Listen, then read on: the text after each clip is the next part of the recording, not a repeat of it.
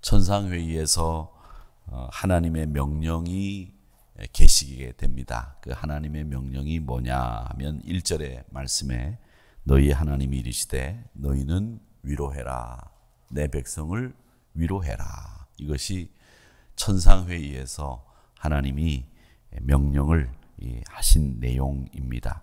자, 그러면 이 말씀에서 어떤 사람에게 이 명령을 내렸느냐라고 하는 것이 중요한데 너희는 위로해라 이렇게 이야기한 말씀에서 너희가 누구냐라고 하는 것을 살펴볼 필요가 있습니다. 이것은 하늘에 있는 천사와 또 하나님의 말씀을 받은 선지자들, 하나님의 말씀을 전해야 되는 소명자들, 이 사람들이 바로 너희입니다. 그렇다면 우리도 너희가 될 수 있겠구나라는 생각을 해볼 수 있겠고요. 1절의 말씀에 보면 위로하라는 말씀이 2번이나 나옵니다. 위로해라, 위로해라. 이렇게 2번이나 나오는 말씀이 나오는데 이것은 그 당시 그만큼 위로가 필요한 시대였다라는 말입니다. 점점 이스라엘 백성들이 바벨론 포로로 끌려가가지고 시간이 지나면서 우리가 예루살렘으로 돌아가서 시온산 성전에서 예배를 드릴 수 있을까? 이런 의구심이 자꾸 생기기 시작을 했어요. 무려 70년이 흘러가는 동안에 하나님의 말씀은 있었지만 그게 이루어질 기미가 보이지 않았던 거죠. 여러분, 역사는 뜻하지 않은 한순간에 변하게 됩니다. 일어납니다. 우리 대한민국이 조선이죠. 일제강점기에 있다가 1945년 8월 15일 날 광복이 되는 그 때를 누가 알고 있었겠습니까? 한순간에 우리 대한민국이 됐고 한순간에 일제강점기로부터 벗어났습니다. 베를린에 있는 그 장벽이 한순간에 무너져서 동독과 서독이 통일될 줄 누가 알았겠습니까? 러시아가 소비에트 연방으로 많은 나라들을 이끌고 있다가 그것이 분리되면서 그렇게 붕괴될 줄 누가 알았겠습니까? 한순간에 이렇게 역사에 큰 일들이 일어나게 되는데 이스라엘 백성들도 그 기대를 하고는 있었는데 시간이 지나면서 점점 더 절망에 들어가는 겁니다. 그래, 이 바벨론이 이제 우리 고향이 되나 보다. 바벨론에서 우리가 살아야 되나 보다. 이런 생각을 가지고 헤어나올 길 없는 절망에 빠지게 된 겁니다. 그런데 그게 그 시대 바벨론에 살던 이스라엘 백성들의 상황뿐만 아니라 우리의 상황도 그런 상황과 비슷해지고 있습니다. 야, 그래, 나는 틀렸구나. 나는 이제 점점 이렇게 살다가 이걸로 내 인생이 끝나겠구나. 이런 절망에 빠진 사람들이 우리 주변에 얼마나 많은지 모릅니다. 세상이 말이죠. 예전에는 계급과 계급 사이에 사다리가 놓여 있어서 우리가 더 나은 생활을, 더 나은 신분으로, 더 나은 삶을 구할 수 있는 길들이 열렸는데 요즘은 점점 더 사람들이 계층 간에 이동하기가 어려운 시대가 돼가고 있습니다.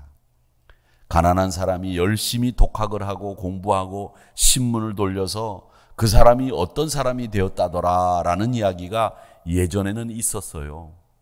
그런데 지금은 그런 일이 일어나지 않습니다. 공부도요, 부잣집 아이들이 잘하고요. 그리고 그런 아이들이 나중에 보면 다 성공하고요. 요즘 좋은 대학에 다니는 아이들 보십시오. 그 아이들이 다 어떤 아이들이냐? 좋은 환경에서 자란 아이들만 좋은 대학에 다니고 있다는 결과들이 나오고 있는 것은 우리 사회가 이제는 점점 더 계층 간에 이동하기가 어려운 시대가 돼가고 있다는 겁니다. 그것은 뭐냐? 내가 태어난 모습 그대로 발전하려고 애를 써도 이 사회가 그걸 허락하지 않는다는 거죠. 그래서 점점 더 절망에 빠져들어가는 그런 시대가 돼가고 있습니다. 여러분, 인간의 절망은 육체를 극단적으로 몰아갑니다. 그래서 여러 가지 일들이 벌어지고 파멸에 이르게 되는 가장 강력하고 무서운 감정이 뭐냐면 절망입니다. 그 절망에 제일 많이 허덕이는 사람들이 누구냐? 우리 대한민국 국민들이에요. OECD 국가 중에서 자살률이 1위입니다. 1위. 하루에 35명이 자살해서 죽습니다. 이게 우리나라 실정이에요. 코로나로도 하루에 35명 안 죽어요. 그런데 그 코로나보다도 더 무서운 스스로 극단적인 선택을 하는 사람들이 이렇게 많은데 거기에 대한 대책은 백신도 없고 치료제도 없습니다. 찰리 채플린은 절망은 마약이라고 했습니다. 그만큼 무서운 거라는 거죠. 그런데 이 절망을 우리 입에 달고 살아요. 마틴 루터 킹이라는 목사님은 우리는 유한한 절망은 받아들여야 한다. 그러나 무한한 희망은 잃어서는 안 된다. 그렇게 이야기했습니다. 희망은 무한하고 절망은 유한한데 그 유한한 절망에서 헤어나오지를 못하고 무한한 희망을 노래하지 못하는 이런 사람들을 향해서 루터킹 목사님은 이 이야기를 하신 겁니다. 디킨슨이라는 시인을 여러분 아시죠? 희망은 중단될 수 없으며 그 노래는 끝날 수 없다. 이렇게 이야기를 했습니다. 이 세 분 모두가 다 하나님을 믿는 깊은 신앙 안에서 하신 말씀입니다. 오늘 2절 말씀을 한번 보십시오. 너희는 예루살렘의 마음에 닿도록 말하며, 그냥 말하는 것이 아니라 예루살렘 거민들의 마음에 닿도록 말하는데 그 예루살렘 거민들을 향해서 외쳐라. 너희들의 바벨론 포로의 노역의 때가 끝났고 그 죄악이 사함을 받았다. 너희들의 모든 죄로 말미암아 여호와의 손에서 너희들이 죄값으로 벌을 2배나 받았다. 이 말씀이 2절의 내용입니다. 이 말씀을 보면 우리가 또 재미있는 걸 생각해 볼 수 있죠. 뭐냐? 이스라엘 백성들이 바벨론 포로 생활을 70년을 했습니다. 그런데 이 말씀에 보면 너희들이 벌을 2배나 받았다, 배나 받았다 이렇게 말씀하시는 것을 보면 원래 이스라엘 백성들이 받아야 될 벌의 양은 35년이었구나. 그런데 배나 받았구나. 재미있게 생각해 볼 수 있는 말씀이죠. 그런데 이 말씀을 보면 에레미야 25장 11절의 말씀과 연관지어서 보면 더 확실해집니다. 이 모든 땅이 폐허가 되어 놀랄 일이 될 것이며 이 민족들은 70년 동안 바벨론의 왕을 섬기리라. 이렇게 돼 있어요. 그러니까 예레미야 선지자의 예언과 오늘 이사야 선지자의 예언을 이렇게 종합해 보면 하나님이 정하신 우상을 숭배하고 하나님께 떠난 그 이스라엘 백성들의 죄로 인해서 받을 벌의 양은 선고받은 재판의 결과는 35년이었는데 배나 70년이나 바벨론에서 거주하면서 죄값을 받았구나. 이렇게 알 수 있습니다. 이제는 끝날 때도 된 겁니다. 벌을 2배나 받았으니까 할 만큼 했고 받을 만큼 받은 거죠. 절망해서 몸서리 칠 때가 이제는 아니죠. 영국의 정신건강재단의 책임자인 안토니우스 코우 솔리스라는 박사가 있는데 이분은 지금 락다운이 돼가지고 수만 명이 어려움을 겪고 있는데 모두가 다 똑같은 상황은 아니랍니다. 이 락다운 시대에 코로나 시대에 특정 집단의 더 큰 아픔을 남기고 있는 이런 현실을 우리가 보아야 된다. 어떤 집단의 어떤 상처가 더 크게 남는지를 보고 그것을 이 락다운이 끝나고 난 뒤에 치료할 방법들을 생각해야 된다. 이런 얘기를 합니다. 여러분, 어쩌면 백신보다도 치료제보다도 이 코로나가 끝나고 난 뒤에 많은 국민들의 정신이 황폐해져 있고 피폐해져 있을 그 정신들을 누가 어떻게 치료할 것인가, 이 부분에 대해서도 이야기하고 논의해야 되는데 우리는 그런 논의와 그런 이야기는 할 여지도 공간도 없는 상황입니다.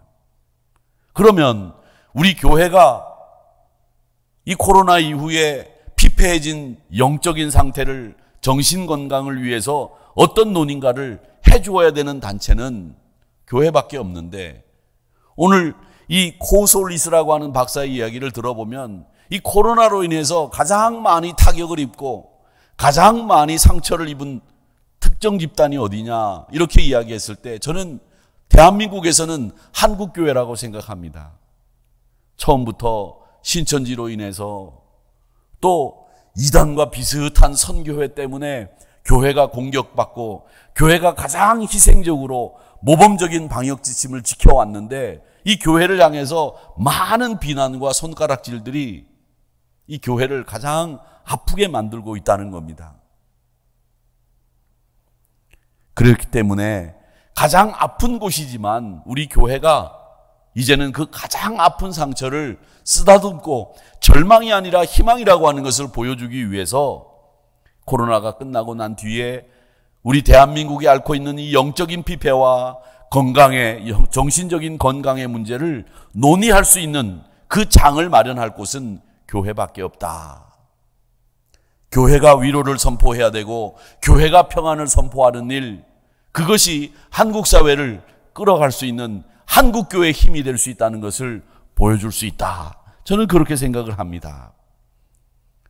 상담 심리치료협회 라키 찬트라고 하는 분은 어떤 얘기를 했느냐면, 절망하지 않기 위해서 우리가 해야 될 일이 하나 있는데 그게 뭐냐?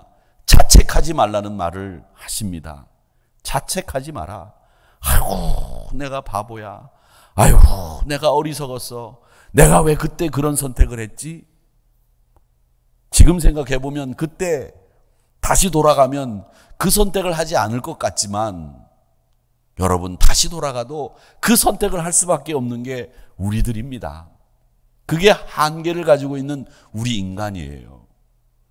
그 상황에서는 제일 최상의 선택을 한 것이었습니다. 여러분 자책하지 마세요. 여러분 이만큼 하셨으면 잘하셨어요. 못한 사람이 어디 있습니까? 다 잘하셨어요. 그런데 우리는 자책하는데 이골이 나 있어요. 너무 자책들을 많이 하신단 말이죠. 사랑하는 성도 여러분, 절망을 느끼는 거 정상적일 수 있습니다. 그런데 지금 우리는 국민들에게, 성도들에게 희망을 줄 수 있는 메시지, 그것이 지금 필요합니다. 정치적인 계산을 해서 돈을 주는 것도 물론 필요하다고 생각하겠지만, 저는 그 돈 10만 원, 돈 몇십만 원 주는 것이 우리 국민들에게 희망을 줄 수 있는 게 아니라 진짜 다시 일어설 수 있다, 다시 우리가 함께 힘을 모으면 된다, 이런 건설적인 희망의 메시지를 주는 것이 돈 10만 원 주는 것보다 훨씬 더 낫다고 생각해요. 그걸 줘야 된다고 생각하는 거죠. 제가 괜히 아침부터 소리를 질렀는데 죄송합니다. 위로의 메시지가 필요한 시대에 3절을 보십시오. 뭐라고 얘기하느냐? 외치는 자의 소리여 이르되 너희는 광야에서 여호와의 길을 예비하라. 사막에서 우리 하나님의 대로를 평탄하게 하라. 이 말씀이 아주 기가 막힙니다. 여러분, 이 말씀이 정말 기가 막혀요. 왜 기가 막히는지 제가 설명해 드리겠습니다. 이스라엘 백성들이 바벨론 포로가 돼서 나라가 망해가지고 끌려가지 않습니까? 이스라엘의 마지막 왕인 시드기야는 자기가 보는 앞에서 자기 아들들이 다 죽어요. 바벨론이 싹 다 죽이거든요. 자기 아들이 죽는 걸 딱 보고, 아들이 죽는 걸 딱 보고 난 뒤에 바로 시드기야 왕의 두 눈을 뽑아버립니다. 그리고 묶어가지고 백성들과 함께 바벨론으로 끌어갑니다. 끌고 가는 거예요. 그 바벨론으로 끌려가는 장면이 지금 그려져 있는데 포로들의 대이동이라고 하는 그림입니다. 이 사람들이 끌려갈 때 비행기를 타고 갔겠습니까? 달구지라도 타고 갔겠습니까? 포로가 돼서 끌려가는 거니까 생명만 겨우 연장할 정도의 양식만 제공받으면서 맨발로 갔을 겁니다. 신발이 있었겠습니까? 뭐가 있었겠습니까? 제대로 걷지 못하면 그냥 죽은 대로 버려두고 가는 거고, 못 걸으면 맞으면서 가는 거고. 그런데 이런 길을 직선으로 간 게 아니에요. 최소한의 양식을, 최소한의 물을 제공받으면서 가려면 강을 따라가는 길입니다. 그래서 멀리 강을 따라서 돌아갔을 거라고 추정을 합니다. 이 강이 있는 길을 따라서 바벨론까지 가는 길을 여러분들에게 그려놓은 거예요. 중간중간에 사막이 있고 또 그 사막을 피해서 강이 있는 곳을 따라 가야 되니까 직선으로 가면 금방 갈 수 있는 길을 이렇게 돌아서 갈 수밖에 없었던 겁니다. 에스라 7장 9절의 말씀에 보면 이 걸리는 기간을 말씀해 두셨는데 뭐라고 말씀해 두셨느냐면 첫째 달 초하루에 바벨론에서 길을 떠나서 다시 돌아올 때입니다. 하나님의 선한 손의 도우심을 입어 다섯째 달 초하루에 예루살렘에 이르니라. 그러니까 이 말씀을 보면 첫째 달 초하루에 떠나서 다섯째 달 초하루에 도착했다고 하니까 넉 달이 걸렸다는 얘기입니다. 바벨론에서 강을 따라서 최소한의 양식을 준비해서 돌아오는 그 귀한 길에 넉 달이 걸렸다는 거예요. 그러면 끌려갈 때는 그거보다 더 걸렸으면 더 걸렸지 덜 걸리지는 않았을 겁니다. 돌아올 때는 즐거운 마음으로 돌아오는 길이죠. 그런데 끌려갈 때는 더 많은 사람들이 고통 중에 끌려갔기 때문에 시간이 더 걸렸을 겁니다. 그런데 대략 이 걸린 기간이 4개월이었다는 거죠. 그런데 오늘 이 말씀을 보십시오. 뭐라고 말씀하시느냐? 사막에 우리 하나님의 대로가 평탄하게 되며 길이 생긴다는 거예요. 강을 따라갔던 길, 강을 따라 돌아온 길, 그 길에 하나님이 강을 따라가는 길이 아니라 사막에 바로 길을 내서 바로 돌아올 수 있도록 만들어 주시겠다라는 말씀입니다. 여러분, 이 말씀을 보시면 이 하나님의 대로를 평탄하게 하라는 이 말씀이 바로 우리가 이야기하는 시온의 대로입니다. 시온을 향해서 가는 대로, 그건 하나님이 만드시는 길이에요. 그런데 그 시온의 대로가 어디에 있느냐? 강을 따라 만드는 것이 아니라 하나님이 똑바로 평탄하게 직선으로 만들겠다는 거예요. 사막이든 골짜기든 산이든 상관없다. 똑바로 만들겠다는 겁니다. 그러니까 이 말씀은 하나님이 그 길을 직선으로 만들고 그 길은 걸어가는데 물이나 양식이나 안전이나 이런데 전혀 문제가 없는 평탄한 길, 똑바른 길을 하나님이 만들어 주시겠다라는 거예요. 요즘은 굴착기도 있고 큰 대형 덤프 트럭도 있어서 산도 깎아가지고 길을 만들지만 옛날에는 그렇게 하기가 어려웠어요. 근데 이렇게 이야기하시는 이 말씀은 뭐냐? 이스라엘 백성들이 하나님이 진짜 길을 똑바로 평탄하게 만들어 주실 거야 이렇게 생각한 게 아니고요. 이 말씀을 들으면서 이스라엘 백성들은 어떻게 들었느냐 하면 하나님이 꼭 예루살렘으로 돌아가시게 만들어 주시겠다는 약속의 말씀이구나 이렇게 깨달았다는 거죠. 왜 이렇게 생각했느냐? 이사야서 11장 6절에서부터 8절까지 말씀을 쭉 보면 이스라엘 백성들이 이렇게 생각한데 그 이유가 있습니다.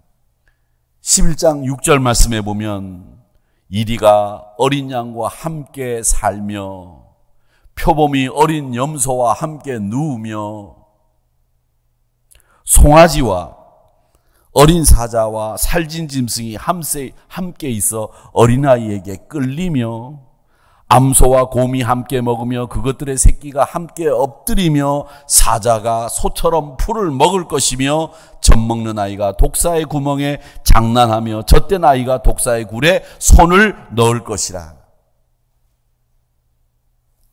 여러분, 가끔 텔레비전에서 고양이하고 개하고 사이좋게 지내는 집의 모습들이 나올 때가 있습니다. 그런데 고양이와 개 사이는 사이가 좋아질 수 없습니다. 그런데 오늘 이 말씀에는 동물의 왕국에도 나와야 되고, 이 말씀은 해외 토픽에도 나와야 되는 말씀이에요. 뭐냐? 암소와 곰이 함께 먹는데요. 사자가 소처럼 풀을 먹는답니다. 사자가 풀을 먹으면 어떻게 될까요? 10중 8구 먹지도 않을 뿐만 아니라 먹었다가는 사자도 그리 오래 살지는 못할 겁니다. 사자는 고기를 먹어야 하고요. 풀은 소가 뜯어야 되는 것입니다. 그런데 이 말씀이 뭘 얘기하느냐? 진짜 사자가 소처럼 풀을 먹을 것이다 라고 이스라엘 백성들이 이 말씀을 보면서 생각했겠습니까? 이사야 선지자의 이 말씀을 들으면서 이스라엘 백성들이 뭘 상상했겠어요? 뭘?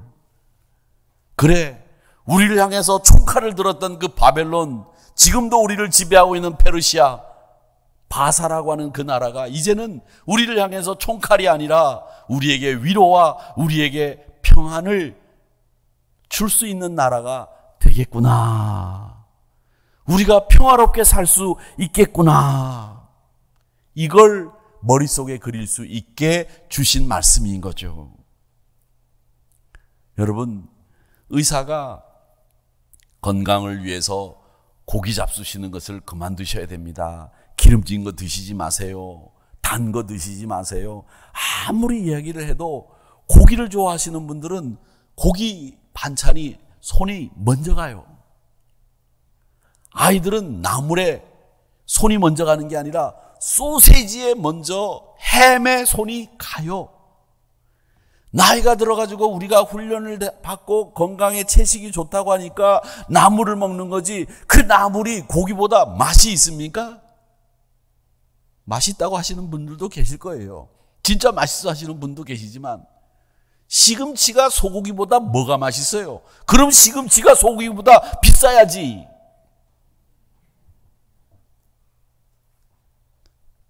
여러분, 몸을 줄이기 위해서든 건강상의 이유든 고기 좋아하시는 분들은 고기를 먹어야 되는 거예요. 근데 사자는 고기를 먹게 돼 있는데 사자가 고기를 안 먹는데요. 그러니까 이 말이 가지고 있는 것은 하나님이 생태계를 완전히 바꾸겠다는 말씀이 아니라, 이 말이 주는 뉘앙스는 의미가 뭐냐? 문자적으로 이스라엘 백성들은 하나님이 평화를 주시겠다, 약속의 말씀을 이렇게 확고하게 생태계가 변화되는 것까지 염두에 두시고 말씀하셨구나, 이렇게 생각을 했다는 겁니다. 그러니까 사막에 길을 내겠다, 평탄하게 하겠다, 이 말씀은 뭐냐면 꼭 직선길로 바벨론에서 예루살렘으로 돌아오게 만들겠다는 말씀이 아니라, 하나님은 우리를 꼭 예루살렘으로 돌아갈 수 있도록 만들어주시는 분이다 라고 하는 약속의 말씀을 믿게 한 하나님의 뜻이었다는 거예요. 막힌 길을 뚫어주십니다.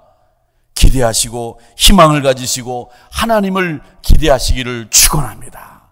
여러분, 하나님이 우리에게 놀라운 위로와 우리에게 회복의 약속을 주시고 있다는 것이 오늘 이 말씀의 약속입니다.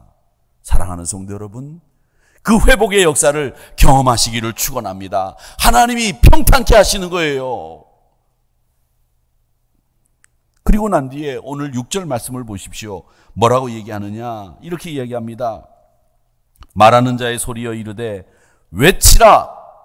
대답하되 내가 무엇이라 외치리까 하니 이르되 모든 육체는 풀이요 그의 모든 아름다운 들의 꽃과 같으니, 풀은 마르고 꽃은 시들면 여호와의 기운이 그 위에 불미라. 이 백성은 실로 풀이로다. 여기서 이 풀과 꽃은 누구를 가리키는 말이냐면 바벨론입니다. 바벨론을 가리키는 말이에요. 바벨론의 그 큰 힘, 능력, 마르고 시든다. 하나님의 백성들은 예루살렘으로 돌아온다. 이 약속의 말씀을 하시고 있는 겁니다. 근데 여기 말씀에 외치라고 하잖아요. 뭘 외치느냐? 야, 너희들 바벨론 풀이야, 꽃이야, 시들고 져. 때가 되면 그게 아무리 영화롭고 그게 아무리 아름다워도 때가 되면 하나님의 때에 시들고 마르게 돼 있다. 이걸 외치라는 거예요. 여러분, 코로나가 아무리 독하고 아무리 우리를 마스크를 벗지 못하게 만들어도 이 코로나의 질병도 물러갈 줄 믿습니다. 지게 돼 있어요. 질병도 물러가고 모든 것이 다 시들게 돼 있어요. 그런데 오직 하나, 영원히 서는 것이 하나 있는데 그게 뭐냐? 하나님의 말씀만 영원히 선다고 말씀하시고 있습니다. 사랑하는 성도 여러분, 다 지나갑니다. 다 시듭니다. 그게 세상이에요. 하나님의 말씀 그것만 영영히 서 있지 어떤 것이 제대로 지금까지 서 있는 거 있습니까? 하늘 나는 권세를 떨어뜨리는 그 권세도 시간 지나면 다 사라지고 없어지잖아요. 근데 여기에 보면 외치라는 말씀이 있잖아요. 제가 재미있는 걸 발견했는데 외치라는 말씀이 히브리 말로 무슨 뜻이냐면 무슨 말이냐면 이런 말이에요. 외치라는 말은 히브리 말로 케라 이렇게 되어 있습니다. 케라. 외치라는 말이 히브리 말로 케라입니다. 근데 저는 이 케라라는 말을 들으면서 참 이 한국말하고 흡사한 말이 많다. 이 사투리로 말이죠.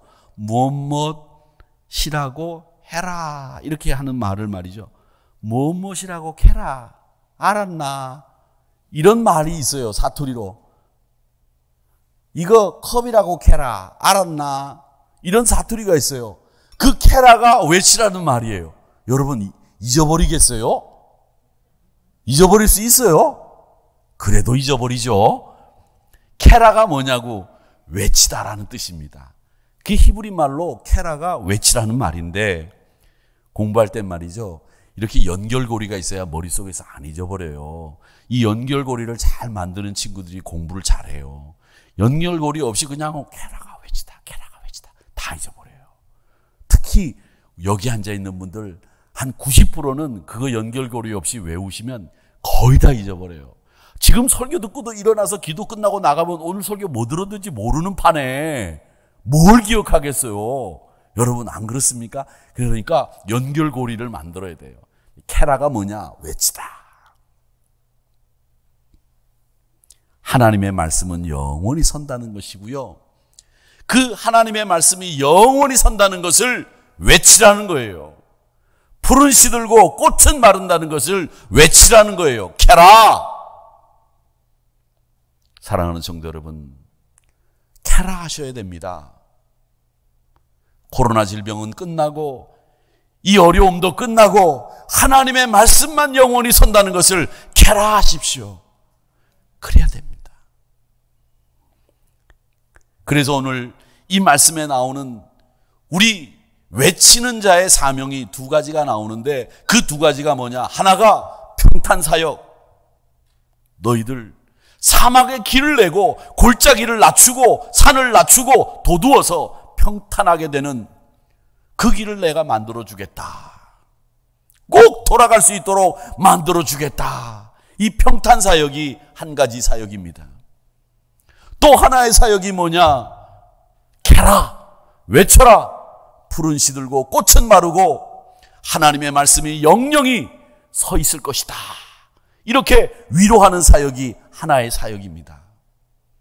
오늘 이 말씀에는 우리에게 평탄의 사역과 위로의 사역, 이 두 가지 사역을 하라고 말씀하시고 있는 것이 오늘 말씀의 내용입니다. 사랑하는 성도 여러분, 하나님이 만들어주시는 이 평탄의 사역, 이 위로의 사역, 이 말씀을 통해서 여러분들이 다시 한번 힘을 얻으시기를 주의 이름으로 축원합니다.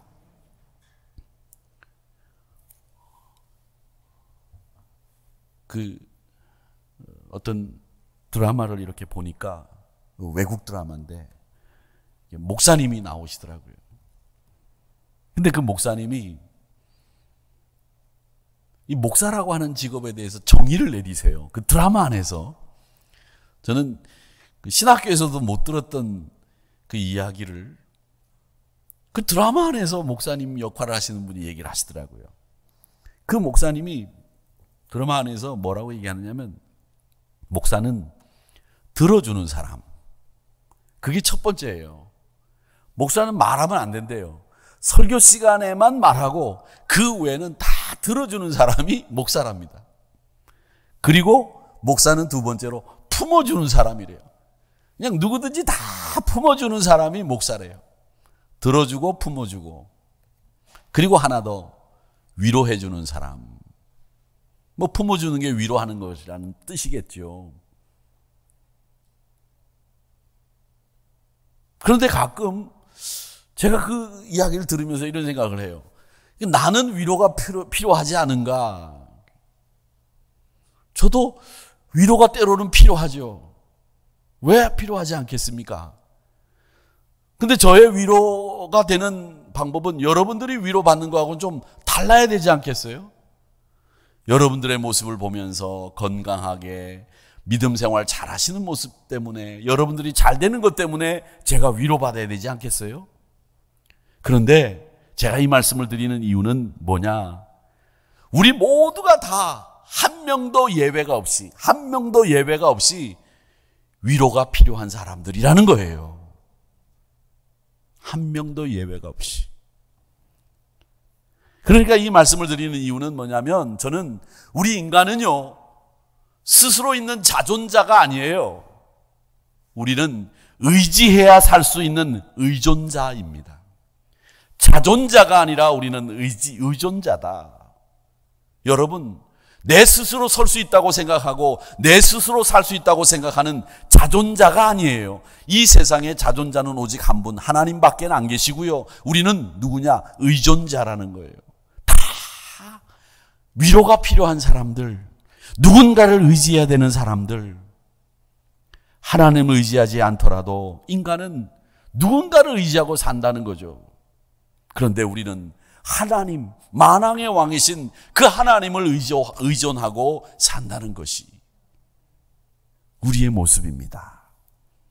사랑하는 성도 여러분, 그렇다면 이 평탄사역과 위로사역을 해야 되는 우리가 의존자라고 하는 것을 깨달았으니 여러분, 누구를 만나든지 들어주시고 누구를 만나든지 품어주시고 누구를 만나든지 위로해 주시고 또 위로받는 평탄사역과 위로사역을 잘 감당하시는 여러분들이 되시고 오늘 이 말씀을 통해서 코로나도 끝난다.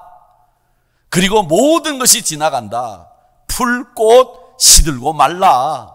하나님 말씀밖에 영영이 서 있는 것은 없어.